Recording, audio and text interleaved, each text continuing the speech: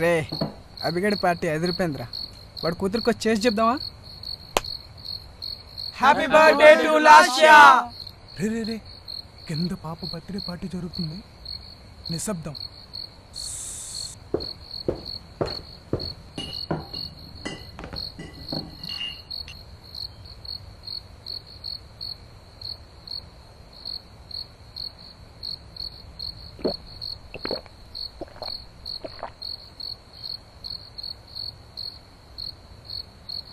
రేయ్ ఏమైందిరా? అరగంటల ఫంక్షన్ పెట్టుకుని ఎందుకు ఇలా తాగుతున్నావు? ఫంక్షన్ సంగతి పక్కన పెట్టరా, ఎప్పుడు తాగింది ఇప్పుడు తాగుతున్నాడు అంటే తనకేదో సమస్య ఉన్నట్టుంది. రే అభి, నీ ప్రాబ్లం ఏంట్రా? అసలు ఏమైందిరా వీడికి? ఏమోరా, వీడి తాగడం మొదటిసారి చూస్తున్నా, ఏదో ప్రాబ్లం ఉన్నట్టుందిరా. పెళ్ళైన దగ్గర నుంచి నేను చేసుకునే ఏ ఫంక్షన్లోని సాటిస్ఫాక్షన్ లేదురా. కారణం మా అమ్మ నాన్న దగ్గర లేకపోవడం.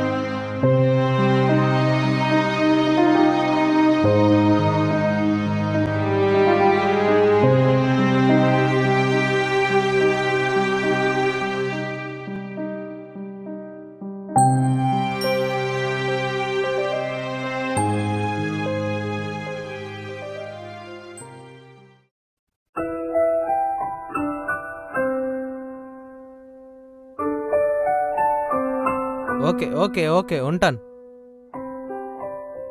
ఇప్పుడు చెప్పండి సార్, ఇంటర్లో మీ అబ్బాయికి ఎన్ని మార్కులు వచ్చాయి? పర్సంటేజ్ ఎంత?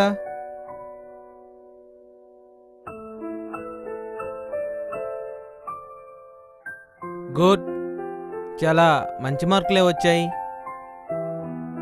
చూస్తుంటే మీ అబ్బాయి ఇన్నోసెంట్ ఫెలోలా ఉన్నాడు.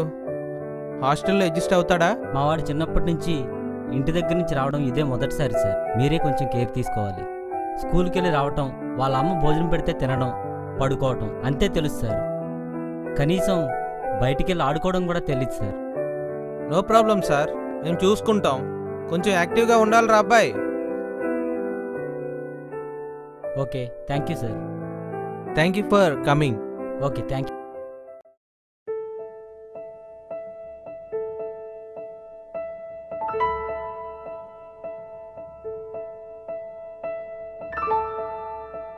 బా ఈరోజు ఎవడికోడికి మూడుందిరా, గట్టిగా ఉంటుంది ఈరోజు. నీకు దండారా.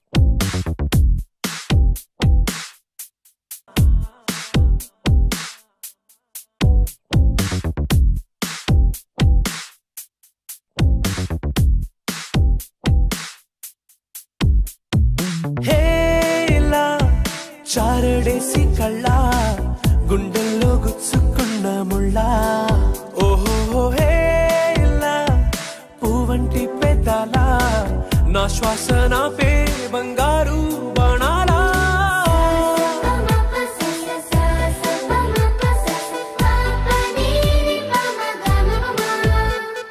మొట్టమొదటిసారి పట్ట పగట్టి వేళ ఎదురైంది చందమామ.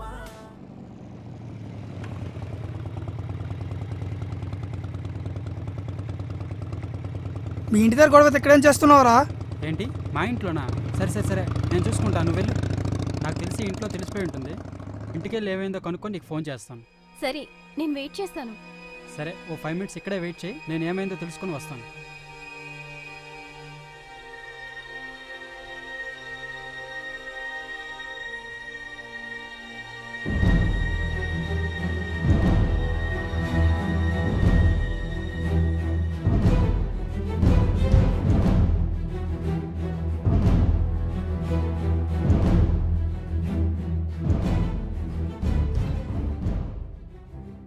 ఎందుకింత లేట్ అయింది?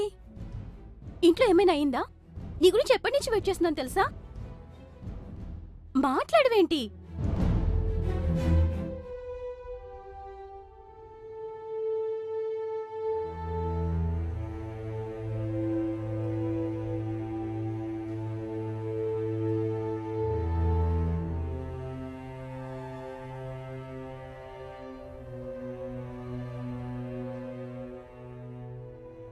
ఎక్కడికి వెళ్ళావు? ఎక్కడి నుంచి వస్తున్నావు? నాన్న ఇంటికి ఎవరో వచ్చారంట కదా, మా ఫ్రెండ్స్ చెప్పారు.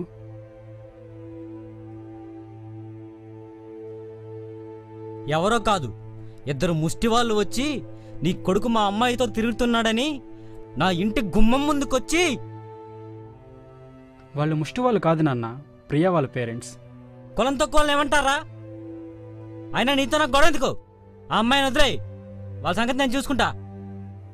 నాన్న నేను ప్రియాని ప్రేమిస్తున్నాను నాన్న, తన్నే పెళ్లి చేసుకోవాలనుకుంటున్నాను. ఒక కులం తక్కువ వాడు నా ఇంటి గుమ్మం తొక్కితేనే నేను తట్టుకోలేను. అలాంటిది ఒక కులం తక్కువది నా కోడలుగా రావడమా? కన్న కొడుకుతో మాటలేంటండి? చిన్నపిల్లాడితో మీరు కూడా. అమ్మా ఈ కులాలు మతాల గురించి నాకు తెలియదు. ప్రియా చాలా మంచి అమ్మాయి, నువ్వేనే నాన్నకు కొంచెం చెప్పమ్మా. మళ్ళీ చెప్తున్నాను, ఆ అమ్మాయిని మర్చిపో. వీడిని తీసుకెళ్లి భోజనం పెట్టు. నాన్న నువ్వు ఒప్పుకున్నా ఒప్పుకోకపోయినా నేను ప్రియానే పెళ్లి చేసుకుంటా, ఇంకా నీ ఇష్టం.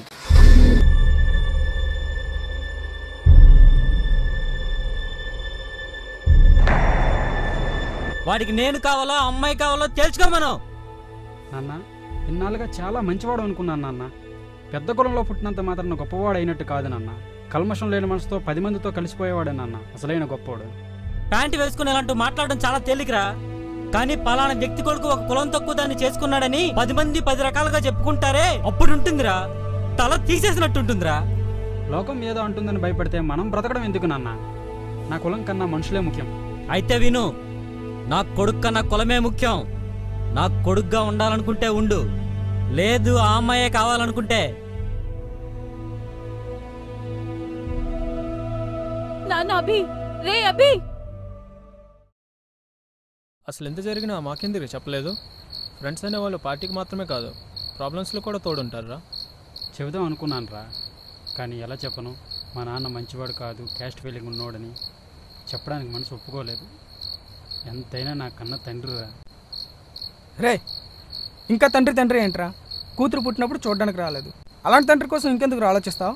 చిన్నప్పటి నుంచి మా నాన్న ఒక కొడుకులా కాదురా, ఒక ఫ్రెండ్లా పెంచాడు. అది తలుచుకుంటేనే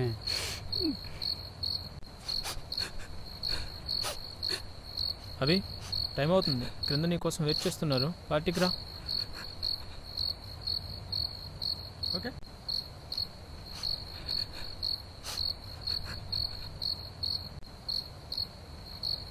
కులం ప్రస్తుత సమాజాన్ని పట్టిపీడిస్తున్న ఒక వ్యాధి.